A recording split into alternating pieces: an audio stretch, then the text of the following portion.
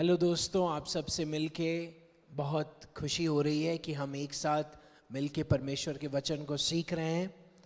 पिछले हफ्ते हमने देखा कि परमेश्वर की इच्छा है कि हमारे विवाहों में, हमारे संबंधों में हम वाचा की सामर्थ्य को समझें और इस प्रकार से अपने रिश्तों को हम महत्वपूर्ण बनाएं, उसमें परमेश्वर की योजना को समझें और अपने परिवार के अंगों के साथ हम इस प्रकार से वाचा के अनुसार उनसे प्यार करें ताकि हमारे जीवनों में, हमारे परिवारों में, रिश्तों में यीशु मसीह के प्यार की सुंदरता बढ़ने पाए।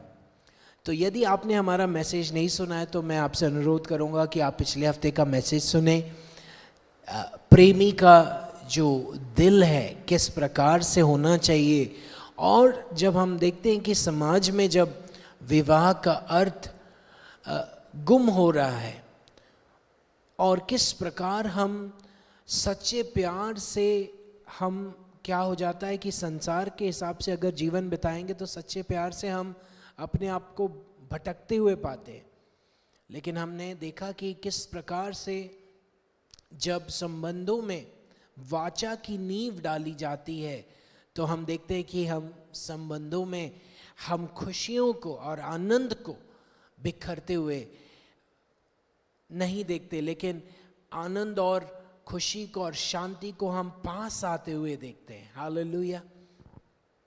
आज हम देखेंगे कि किस प्रकार से परमेश्वर की इच्छा है, यीशु मसीह की इच्छा है कि आप अपने रिश्तों में सामर्थी बने। इसका मतलब क्या होता है, हम सीखेंगे आज। हमने देखा कि एक वाचा एक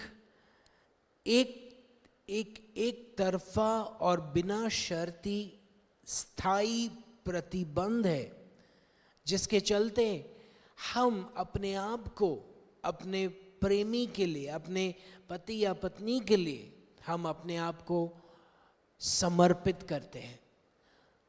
और हम देखते हैं कि जब हम वाचा में अपने आप को लेकर प्रवेश करते हैं तो वाचा में, विवाह रूपी वाचा में, परिवार में जब हम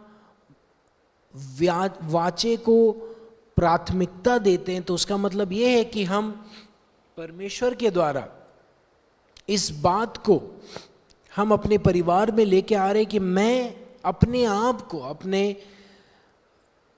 अपनी इच्छाओं को, अपने परिश्रम को अपने पार्टनर की, अपनी वाइफ या अपने हस्बैंड की बढ़ोतरी के लिए समर्पित करता हूं। तो हम देखते हैं कि जो सामर्थी लोग हैं, आपको अगर वाचा बनाना है, अगर आप वाचा की अहमियत जानते हैं तो आपको सामर्थी होना बहुत जरूरी है। हम देखते हैं कि परिवारों में, रिश्तों में कौन रिश्ते को मजबूत बना सकता है, कैसे लोग हैं जो रिश्तों को, उसकी अहमियत को समझते हैं और किस प्रकार रिश्तों में वो परमेश्वर की उन्नति को लेके आ सकते हैं। उसके लिए हमें परमेश्वर की प्रेम को जानना है और किस प्रकार का प्रेम परमेश्वर ने हमसे किया, यीशु मसीह ने किया, और इस प्रेम को हम कैसे अपने परिवार में, अपने पति पत्नी के बीच में हम बांट सकते हैं। मेरे साथ निकालेंगे दूसरा तिमुथियुस, उसका पहला अध्याय और उसका 8वां पद, उसका 7वां पद और 8वां पद इस प्रकार से कहता है कि क्योंकि परमेश्वर ने हमें भय की आत्मा नहीं पर सामर्थ और प्रेम और संयम की आत्मा दी है। परमेश्वर ने हमें भय की आत्मा नहीं दी, परंतु सामर्थ, प्रेम और संयम की आत्मा दी है। अगर हम रिश्तों को एंजॉय करना चाहते हैं, यदि हम परिवार को परमेश्वर के प्रेम के अनुसार बनाना चाहते हैं, उसे खड़ा करना चाहते हैं, तो हमें यह बात को समझना पड़ेगा कि परमेश्वर ने हमें सामर्थ्य की आत्मा दी और उस सामर्थ्य की आत्मा के निर्देश के अनुसार हमें अपने परिवार को बनाना है, अपने संबंधों को मजबूत करना है। इसलिए हम देखते हैं कि पुराने समयों में जब लोग वाचा बांधते थे तो वो क्या करते थे, अपने आप को उस वाचा के अनुसार अपने पार्टनर के लिए समर्पित कर देते थे। और हम देखते हैं कि जब विवाह के लिए दो लोग, स्त्री और पुरुष, जब परमेश्वर की उपस्थिति में खड़े होते हैं और प्रभु के जनों के सामने इस निर्णय को लेते हैं कि मैं अब से तुम्हें अपनी धर्मपत्नी या फिर अपने पति के रूप में स्वीकार करता हूँ या करती हूँ, पसंद करता हूँ, मैं तुम्हें चुन लेता हूँ ताकि जीवन भर मैं हर घड़ी में तुम्हारे साथ साथ रहूँगा, चाहे बीमारी हो, चाहे चंगाई हो, चाहे गरीबी हो, चाहे अमीरी हो, हर अवस्था में मैं तुम्हारे साथ साथ संग संग रहूँगा और तुझसे प्यार करता रहूँगा। इस चुनाव को लेकर के, इस पसंद को हम प्रभु के मंडली के सामने रख के हम देखते हैं कि दो प्रेमी क्या हो जाते हैं, विवाह के बंधन में एक हो जाते हैं। लेकिन कई बार हम देखते हैं कि जब शादी में या फिर परिवार के अंदर जब कपल्स आगे बढ़ने लगते हैं तो कई बार जो नींव उनकी डगमगाने लगती है। लेकिन जब हम परमेश्वर के वचन को देखते हैं तो वहाँ पर इस प्रकार से यीशु मसीह सिखाते हैं। इफिसियों की पत्री उसके 5वें अध्याय में लिखा है कि पति तुम अपने पत्नी से जिस प्रकार यीशु मसीह कलीसिया से प्यार करते हैं उस प्रकार से तुम अपनी पत्नी से प्यार करो। और पत्नी के लिए निर्देश यह है कि तुम उस प्यार को पाते हुए क्या करो, पति का आदर करो और उसके लिए अपने आप को समर्पित करो। एक दूसरे के अंदर जब समर्पण आता है, एक दूसरे के अंदर जब प्यार बढ़ता है तो हम देखते हैं कि परिवार में आनंद, शांति बनी रहती है। यदि हमें इस बात को अगर एंजॉय करना है तो आज हमें सीखना पड़ेगा कि किस प्रकार हम सामर्थी बन सकते हैं, हम किस प्रकार रिश्तों में सामर्थ को लेके आ सकते हैं। अगर वाचा बांधना है, अगर वाचा के मतलब को समझना है तो हमें यह बात जानना पड़ेगी, इस बात को जानना पड़ेगा कि जो लोग दृढ़ होते हैं अंदर से, जो लोग मजबूत होते हैं वही वाचा बांधते हैं। जो कमजोर होते हैं वो क्या करते हैं, वाचा के अर्थ को, मतलब को समझते नहीं है और वाचा को एक कॉन्ट्रैक्ट के रूप में देखते हैं और क्या करते हैं, उसे जल्दी से तोड़ देते हैं। लेकिन आज परमेश्वर आपको कह रहे हैं कि मैंने तुम्हें सामर्थ की आत्मा दी है और उस सामर्थ की आत्मा से तुम अपने रिश्तों को क्या करो, जोड़ो और मजबूत करो। एक सामर्थी यानी कि एक मजबूत व्यक्ति की पहचान क्या है, एक पावरफुल पर्सन की पहचान यानी कि एक सामर्थी मनुष्य की पहचान इससे होती है कि वह अपने आप को समझता है, अपने आप को परमेश्वर की दृष्टि से देखता है और वह इस बात को जानता है कि मेरी भावनाएं, मेरी कल्पनाएं, मेरी जो चुनाव है, मेरे जो निर्णय हैं, ये सब मेरे ऊपर निर्भर है। और सामर्थी जो मनुष्य वह ये जानता है कि मैं जो भी निर्णय लूंगा उसका प्रतिफल या फिर उसका जो कॉन्सिक्वेंस होगा उसमें मुझे क्या होना पड़ेगा, उसका जो जिम्मेदारी मुझे लेना पड़ेगा। तो हम देखते हैं कि जब एक सामर्थी मनुष्य जब इस विवाह को या फिर परिवार के बंधन को जब समझता है तो वह इस बात को लेकर के आगे नहीं बढ़ता कि नहीं मेरी खुशी की जिम्मेदारी मेरे पार्टनर की और या फिर मेरे बच्चों की या फिर मेरे जो लोग मेरे चारों ओर उनकी ओर है। नहीं, आपको परमेश्वर ने सामर्थ की आत्मा दी, इसका मतलब ये है कि आपको सामर्थी बनना है अंदर, ताकि आप अपनी भावनाओं के ऊपर, अपनी कल्पनाओं के ऊपर, अपने डिसीजंस के ऊपर, अपने निर्णयों के ऊपर आपको जिम्मेदारी लेनी है कि ये जिम्मेदारी मेरी है। मेरे अपने आप को खुश रखने की जिम्मेदारी किसकी है? मेरी है। कई बार लोग शादी करते हैं और सोचते हैं कि मुझे खुश कौन रखेगा? मेरे पति रखेंगे और पत्नी रखेंगी। तो क्या हो जाता है, हम अपनी खुशी की जिम्मेदारी या फिर अपने जो आत्मिक जीवन की बढ़ोतरी की जिम्मेदारी क्या करते हैं, हम अपने पार्टनर के ऊपर डाल देते हैं।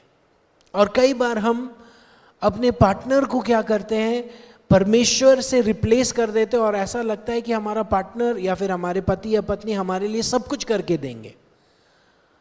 तो हम जब ऐसा रिश्ता अगर चलाएंगे तो हम देखते हैं कि हम एक दूसरे को बिल्ड करने के बदले, यानी कि बनाने या फिर मजबूत करने के बदले, हम क्या करते हैं, एक दूसरे से उनकी ताकत या फिर उनके पोषण को हम छीन रहे हैं। यीशु मसीह ने कहा कि तुम एक दूसरे से ऐसा प्यार करो जैसा मैंने तुमसे प्यार किया। प्रभु यीशु मसीह का प्यार ऐसा प्यार है, वह एक तरफा प्यार है, जैसा बिना शर्त का प्यार है, जहां पर यीशु मसीह ने कहा कि मैं तुमसे इतना प्यार करता हूं कि मैंने तुम्हारे पापों को अब हमारे बीच में लेके नहीं आया, परंतु मैं तुम्हें इस राज्य का वारिस बनाने के लिए आया हूं, क्योंकि तुम हमारे परिवार का सदस्य हो। और हम देखते हैं कि परमेश्वर का वचन कहता है कि जब हम पापी ही थे, परमेश्वर ने हमें ऐसा प्यार किया कि अपने इकलौते पुत्र को दे दिया। वह ऐसा प्यार है जहां पर हम अपने आप को कंट्रोल करके, अपनी भावनाओं को समझते हुए, अपने दिल को स्थिर करते हुए क्या करना चाहिए, हमें अपने पार्टनर को हमें प्यार करना चाहिए। जब हम रिश्तों में शर्त को लेके आते हैं, जब हम रिश्तों में जब कॉन्ट्रैक्ट के इस विचार को लेके आते हैं कि नहीं, यदि मेरा पार्टनर मुझसे प्यार नहीं करे, यदि मेरा पति मुझे आदर ना दे या मेरी पत्नी मुझे आदर ना दे या मुझसे ठीक से बात नहीं करे या फिर मेरी इच्छाओं को पूरी ना करे, तो क्या करूँगा मैं इस शादी से पीछे हट जाऊँगा, या फिर मैं अपने प्यार को उनकी ओर बहने नहीं दूंगा। और क्या हो जाता है, हम गुस्से में या फिर अशांत होकर के हम देखते हैं कि अपने परिवार को हम बिखरते हुए देखते हैं। लेकिन आज यीशु मसीह कहते हैं कि मैंने तुम्हें सामर्थ की आत्मा दी। इसका मतलब ये है कि तुम अपनी भावनाओं को कंट्रोल कर सकते हो। यीशु मसीह के द्वारा तुम अपने विचारों को कंट्रोल कर सकते हो। तुम इस बात को जान सकते हो कि आपके आनंद की जिम्मेदारी आपके अंदर है। और यदि हम इस बात को समझते हुए, एक दूसरे का आदर करते हुए परिवार को आगे बढ़ाएंगे, तो हम देखेंगे कि हम शांति के फल को एक साथ मिल के खाएंगे और उसकी जो आत्मा की अगुवाई हमारे परिवार में बढ़ती जाएगी। मैं आपको उदाहरण देना चाहता हूँ कि जब दो पार्टनर शादी करते हैं तो कई बार हम देखते हैं कि दोनों इन बातों को समझते नहीं हैं। यदि जिनका विवाह हुआ है, यदि दो पार्टनर उनके अंदर अगर वे वाचा को नहीं समझते और सामर्थ कैसा होता है, किस प्रकार से हमें अपने आप को कंट्रोल करना है, किस प्रकार से अपने जीवन की ओर जिम्मेदारी लेनी, यदि उन्हें इन बातों का आभास नहीं है, तो क्या होगा, उस परिवार में, उस शादी में जो कंट्रोलिंग जो नेचर है बहुत ज़्यादा आ जाएगा। एक दूसरे को कंट्रोल करने का नेचर, एक दूसरे के ऊपर शक करने का नेचर, एक दूसरे को किसी भी रीति से अपनी खुशी के लिए मोड़ने वाला नेचर। तो हम देखते हैं कि ऐसे परिवार की नींव क्या होगी, हमेशा डगमगाते रहेगी, जहाँ पे शंका, शक और चिड़चिड़ापन और फ्रस्ट्रेशन बढ़ते जाएगा, क्योंकि दोनों ऐसा सोचते हैं कि मेरी खुशी की जिम्मेदारी तुम्हारे ऊपर है, मैं तुम पर निर्भर हूं। और जब दोनों इस बात को नहीं समझेंगे कि हमारी खुशी की जिम्मेदारी हमारे ऊपर है और हम यीशु मसीह के जरिए अपने जीवन को परिपूर्ण बना सकते हैं, तो क्या होगा, जब तक ये नहीं समझेंगे उतना ज्यादा इनके जीवन में क्या होगा, तनाव बना रहेगा। अब हम यदि इस स्टेट को छोड़ करके दूसरे स्तर की ओर आते, जहां पर दोनों इस बात को समझते कि नहीं, हाँ, हम परमेश्वर में नई सृष्टि हैं, यीशु मसीह हमारे साथ है, मेरा पार्टनर, मेरे पति या मेरी पत्नी यीशु मसीह के द्वारा दिए गए एक बहुत बड़ी भेंट है, और मैं इस परिवार, इस संबंध को मैं मजबूत बनाना चाहता हूं। इसके लिए मुझे अपने आप को इस रिश्ते के लिए समर्पित करना पड़ेगा। जब हम इस प्रकार से रिश्तों को तौलेंगे और उसको स्ट्रॉन्ग या फिर मजबूत करने की जिम्मेदारी जब हम उठाएंगे और प्रार्थना करेंगे और यीशु मसीह के साथ हम अपने परिवारों में परिश्रम करेंगे, तो हम देखेंगे कि दोनों पति पत्नी के बीच में, पेरेंट्स और बच्चों के बीच में ये जो संबंध है बहुत ज़्यादा सुंदर और प्रेम से भरा हुआ संबंध बन जाएगा। इसलिए ज़रूरत है कि आज हम जान ले कि यीशु मसीह में पवित्र आत्मा के द्वारा हमारे अंदर परमेश्वर ने सामर्थ की आत्मा दी है, प्रेम की आत्मा दी है और संयम की आत्मा दी है, ताकि हम पवित्र आत्मा के इन वरदानों के साथ, इस गिफ्ट के साथ अपने परिवार को हम क्या करें, बिल्ड करें, अपने रिश्तों को क्या करें, मजबूत करें। जब हम परमेश्वर की ओर अपनी नज़र लगाते हैं, कई बार हमें ऐसा लगता है कि ऐसा प्यार हम कैसे परिवार में ला सकते हैं, क्योंकि हम सब के अंदर एक्सपेक्टेशंस होती हैं, हम सब के अंदर ये हमारी इच्छाएं होती हैं कि नहीं, हमें कोई प्यार करे, हमें कोई हमारी सेवा करे या फिर हमें कुछ करके दे दे। लेकिन जब हम यीशु मसीह की ओर अपनी नज़र को रोकते हैं या फिर उसकी ओर ध्यान लगाते हैं, तो हमें पता चलेगा कि यीशु मसीह ने हमसे ऐसा प्यार किया, वह प्यार संसार के प्यार से हट करके है।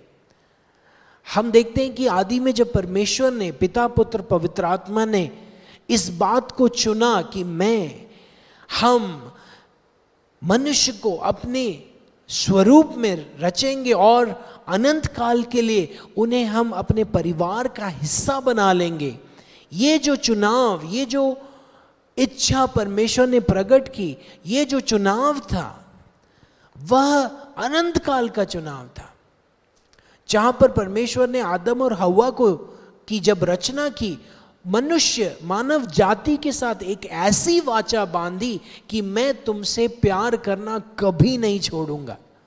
इसलिए हम देखते हैं कि जब आदम और हव्वा ने पाप किया, जब आदम और हव्वा पाप के अंधकार में फंस गए, तो भी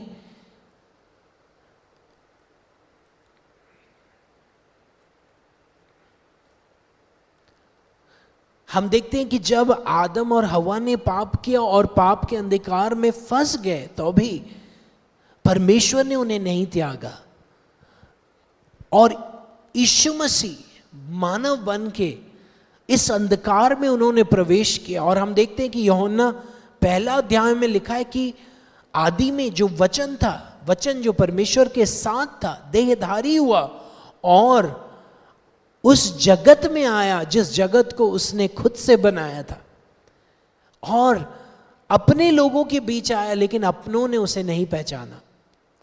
लेकिन जितनों ने उसे पहचाना और जाना, उसने परमेश्वर के पुत्र होने का अधिकार दिया। हम देखते हैं कि ये ऐसा प्यार है जो कि हमें खोजते हुए हमारे अंधकार में वह आ गया, और जब हमने उसे नहीं जाना और उसे क्रूस पर टंगा दिया, उसके ऊपर अत्याचार किया, तब भी उसने हमारी ओर दृष्टि करके कहा कि पिता इन्हें क्षमा कर, क्योंकि ये नहीं जानते कि ये क्या कर रहे हैं। ये कैसा प्यार है जो आपको आपके अंधकार में, आपके पाप की दलदल में घुस के आपको चूमता है और आपको गले लगा करके कहता है कि नहीं, मेरा प्यार अलग है। ये ऐसा चुनाव मैंने सृष्टि के पहले किया ताकि मैं सदा काल के लिए तुझे अपना करके मैंने चुन लिया है। ऐसा प्यार हमें संसार में नहीं मिलेगा। जितना ज्यादा हम इस प्यार को जानेंगे कि परमेश्वर ने जगत से ऐसा प्यार किया कि उसने अपना इकलौता पुत्र दे दिया ताकि जो कोई विश्वास करे वह नाश ना हो। यीशु मसीह ने शिष्यों से कहा, तुम एक दूसरे से ऐसा प्यार करो जैसा मैंने तुमसे किया। यह जो प्यार है परमेश्वर का प्यार है, जो वाचाबद्ध प्यार है, जो कभी भी पीछे नहीं हटता। मैं आपको बता दूं, हर दिन यीशु मसीह आपके साथ है। हो सकता है कि आपको ऐसा महसूस नहीं होता हो सकता है आपको ऐसा लगता हो कि नहीं, आज मेरा परफॉर्मेंस अच्छा नहीं था, हो सकता है कि आज मैंने कुछ गलत कर दिया, हो सकता है कि आज मैंने ठीक नहीं किया। तो हमें ऐसा लगता है कि जब हम अच्छा करते तो परमेश्वर ज़्यादा प्यार करते, जब हम बुरा करते तो वो हमें छोड़ देते। लेकिन हम देखते हैं कि परमेश्वर सामर्थी है। सामर्थी होने का यह मतलब है कि वह अपने चुनाव में स्थिर रहता है। इसलिए यीशु मसीह ने कहा, मेरे साथ आप पढ़ेंगे, यीशु मसीह ने यूहन्ना 15 उसके 6वें पद में कहा कि तुमने मुझे नहीं चुना, मैंने तुम्हें चुना है। मैं आज आपको बता दूं, परमेश्वर ने आपको चुना है। कब चुना? इफिसियों की पत्री उसका 1 अध्याय में लिखा है कि संसार की नींव को रखने के पहले उसने आपको चुन लिया। इसलिए चुना ताकि आप उसके परिवार का हिस्सा बन जाएं, उसके बेटे और बेटी बन के उसके राज का वारिस बन जाएं। भले ही आप उसके रास्तों से हट गए हो, भले ही आपको उसका स्मरण ना हो, लेकिन परमेश्वर कहता है कि मुझे तेरी खोज है, मुझे तेरा स्मरण है। मेरे विचार जो तेरे लिए हैं वह सागर की बालू से बढ़कर हैं, क्योंकि मैंने तुझे चुना है। और हर रोज वह तुम्हें चुनता है, हर रोज वह हमें चुनता है। हर दिन कई बार हमारे बुराइयों को ना गिनते हुए वह हमें चुनता है ताकि हम परमेश्वर के पुत्र में होकर के पिता के प्यार को समझ सके और उस प्रेम में हम मजबूत होते जाएं। यही है सच्ची नींव जो हमारे परिवारों में मजबूती को ला सकती है। इसलिए जरूरत है कि पति और पत्नी अपने एक दूजे को रोज चुने। हम देखते हैं कि जब विवाह होता है तब मंडली के सामने हम चुनते हैं, अपने पार्टनर को चुनते हैं और कहते हैं कि आज मैंने तुझे चुन लिया है ताकि तू मेरी बीवी या फिर तू मेरा पति बन के हम एक साथ जिंदगी भर जीवन भी बिताएं। लेकिन जब हम आगे बढ़ते हैं तो ये जो चुनना पसंद करना कम नहीं होना चाहिए, क्योंकि यीशु मसीह ने जैसा हमें चुना और रोज वह तुम्हें चुनते हैं, उस प्रकार हमें अपने लोगों को चुनना है। चुनने का मतलब यह है कि हम कमियों को ना गिने, लेकिन एक दूजे के अंदर परमेश्वर की धार्मिकता जो यीशु मसीह के द्वारा सिद्ध हुई है उसकी ओर नजर लगा करके उस पवित्रताई को हम उठाएं, उस अच्छाई को हम क्या करें, परमेश्वर के वचन के द्वारा, प्यार के द्वारा, प्रार्थना के द्वारा उभारें, ताकि हमारे लोगों के अंदर, अपने पति या पत्नी के अंदर, बच्चों के अंदर, सास ससुर के अंदर, किसी भी रिश्ते के अंदर हम देखते हैं कि यदि हमारी आंखें कमियों की ओर लगी रहेंगी तो हम क्या करेंगे, लोगों को हम नीचा दबाते जाएंगे। लेकिन यीशु मसीह ने ऐसा नहीं कहा। यीशु मसीह ने जब लोग व्यभिचार में उस स्त्री को पकड़ करके लाए और कहने लगे कि मूसा की व्यवस्था के अनुसार इसे क्या कर देना चाहिए, पत्थर मार के खत्म कर देना चाहिए। यीशु मसीह ने कहा आप में से किसी ने भी यदि पाप नहीं किया तो पहला पत्थर उठाइए। वहां पर केवल एक व्यक्ति था जो पाप रहित था, वो था यीशु मसीह। लेकिन यीशु मसीह ने उस स्त्री की ओर पत्थर नहीं उठाया, परंतु कहा कि बेटी, कहां गए वे सब लोग जो तुझे पत्थरवाह करना चाहते थे? मैं भी तुझे तेरे ऊपर पत्थरवाह नहीं करूंगा, जा तू पाप मत कर। और हम देखते हैं कि किस प्रकार वो स्त्री यीशु मसीह के पीछे हो लेती है। कैसे कितने सारे लोग, पापी लोग यीशु मसीह के पीछे इसलिए हो गए क्योंकि उसने उन पर दंड की आज्ञा नहीं की, परंतु उन पर परमेश्वर की महिमा, परमेश्वर की जो अनुग्रह और उसकी मर्सी यानी कि उसकी जो क्षमा की आज्ञा की, हालेलुया, उस तरस की आज्ञा की, ताकि उसके जरिए उनका जीवन परिवर्तित हो जाए। जितना ज्यादा हम अपने परिवारों में इस सच्चाई को बांटेंगे, एक दूसरे को कोसने के बदले, एक दूसरे की कमियों को बढ़ाने के यानी कि बढ़ा चढ़ा करके लोगों के सामने बिखेरने के बदले, यदि हम इस प्यार को समझते हुए इस बात को जान ले कि नहीं, मेरे अंदर ये सामर्थ्य है परमेश्वर के द्वारा, ताकि मैं अपने पार्टनर को बना सकूं, मजबूत कर सकूं, क्योंकि परमेश्वर का आनंद मेरी सामर्थ्य है। और जितना ज्यादा हम अकेलेपन में परमेश्वर के साथ, उसके वचन के साथ, पवित्र आत्मा की अगुवाई में, यीशु मसीह के साथ अपने आप को मजबूत करेंगे, हम देखेंगे उतना ज्यादा हम अपने पार्टनर को मजबूत करेंगे, उतना ज्यादा हम अपने बच्चों को, परिवार से जुड़े हर लोगों को मजबूत करेंगे। आज जरूरत है कि हम इस सामर्थ की आत्मा के अनुसार अपने परिवारों को जोड़ें। और आपको ऐसा लगता होगा कि मैं टूटा हूं और मुझे कौन जोड़ेगा?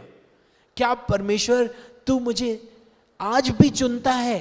हां भाई बहन, यीशु मसीह इस वचन के द्वारा आपको संयम, हियाव और प्यार और उस सामर्थ की आत्मा से भर रहे हैं, ताकि आप यह बात समझ लें कि भले ही आप किसी भी अवस्था में क्यों ना हो, यीशु मसीह आपका हाथ थामे हुए हैं। यीशु मसीह आपको गले लगाकर कस करके पकड़े हुए और चूम रहे हैं और कह रहे हैं, इस वचन के साथ कह रहे हैं कि मेरा अनुग्रह तेरे लिए काफी है। मैंने प्यार के साथ अपनी नजर को हमेशा के लिए तेरे ऊपर लगा दिया है। इसलिए वह इब्रानी 13वें अध्याय में कहता है, मैं तुझे कभी नहीं छोड़ूंगा। कभी नहीं मतलब कभी नहीं छोड़ूंगा, मैं तुझे कभी नहीं त्यागूंगा। जब हम गिरते हैं तो वह हमें शर्म से दबाता नहीं है, परंतु वो कहता है कि उठ, चल, मैं तुझे सामर्थ देता हूं, चल खड़े हो जा, अपन एक साथ आगे बढ़ते हैं। और वह हमारी कमजोरियों में अपनी सामर्थ को लेकर के आकर के क्या करता है, सिद्ध करता है और हमें सामर्थ देता है और हम आगे बढ़ने लगते हैं। अब देखिए, यदि हम इस स्वभाव को एक दूसरे के साथ जब बांटेंगे, यदि पति अपनी पत्नी को इस प्रकार से प्यार करे, यदि पत्नी अपने पति को इस प्रकार से प्यार करे, तो बताइए कैसा होगा परिवार। हर परिवार में हम देखेंगे, एक मसीह परिवार में जब मसीह का प्यार इस प्रकार से फैलेगा तो लोग कहेंगे कि ये तो स्वर्ग के समान प्यार है, परमेश्वर का राज्य आ गया यहाँ पर। क्योंकि हम देखते हैं कि किस प्रकार ये एक दूसरे को प्यार करते, एक दूसरे की परवाह करते हैं, एक दूसरे को बढ़ाते, एक दूसरे को बनाते हैं। हालेलुया। आज आपको निराशित होने की जरूरत नहीं है, क्योंकि परमेश्वर आपको इस सामर्थ से भर रहे हैं ताकि आपके जीवन में आप मजबूत हो जाएं, उसके हियाव में, सामर्थ में, संयम में आप मजबूत होते जाएं। यीशु मसीह आपके निकट आपके आंसुओं को पोंछ रहे हैं और कह रहे हैं, मैंने कभी भी अपने मुख को तुझसे फेरा नहीं है, इसलिए तू देख, मेरी ओर आंख लगा, अपना चेहरा शर्म से तू मत झुका, क्योंकि मैं तुझ पर गर्व करता हूं और मैं इस बात को जानता हूं कि तू मेरा बेटा है, तू मेरी बेटी है, और हम एक साथ इस गहरे पानी के इस अवस्था को हम एक साथ पार करेंगे, क्योंकि मैं तेरा हाथ थामे हुए हूं। हालेलुया। मैं देख रहा हूं कि आपके परिवार में आप समझ नहीं पा रहे हैं कि क्या क्या कोई मुझसे प्यार करता है, मैं किस प्रकार इसको झेल सकूंगा। आज परमेश्वर की सामर्थ आपकी कमजोरी में सिद्ध हो रही है। पवित्र आत्मा के द्वारा एक नई सामर्थ आ रही है, ताकि आप अपने पति या पत्नी को फिर से प्यार कर सकेंगे। जो भी धुंधलापन है रिश्तों में, जो भी धुंधलापन है परिवार में, जिसके चलते ईर्ष्या, क्रोध, बुरी बातें जो उठती हैं और आंसुओं की जो तराई से होकर आप जा रहे हैं, उसमें एक परिवर्तन आ रहा है यीशु के नाम से। मैं घोषणा करता हूं कि पवित्र आत्मा की सामर्थ आपके परिवार को दोबारा खड़ा कर रही है, और आप वचन को थामे रहिए, यीशु मसीह को थामे रहिए, क्योंकि वह आपको थामे हुए है। आप अपने पार्टनर को ना छोड़े, अपने पति या पत्नी, अपने बच्चों को देख करके आप ऐसा ना सोचे कि नहीं बस हो गया, अब मुझसे झेला नहीं जाता। नहीं, इस अवस्था पे परिवर्तन यीशु मसीह लेके आ रहे हैं। हालेलुया। यीशु मसीह की सामर्थ आज इस वचन के द्वारा आपके परिवार में कार्य कर रही है।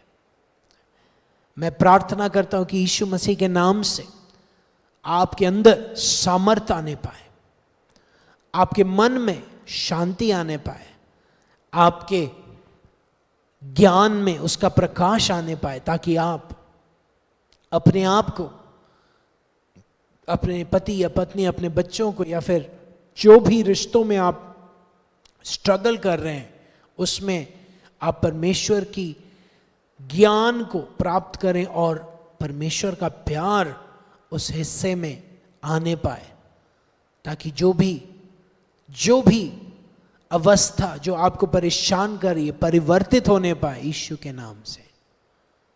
क्योंकि परमेश्वर ने आपको भय की आत्मा नहीं दी।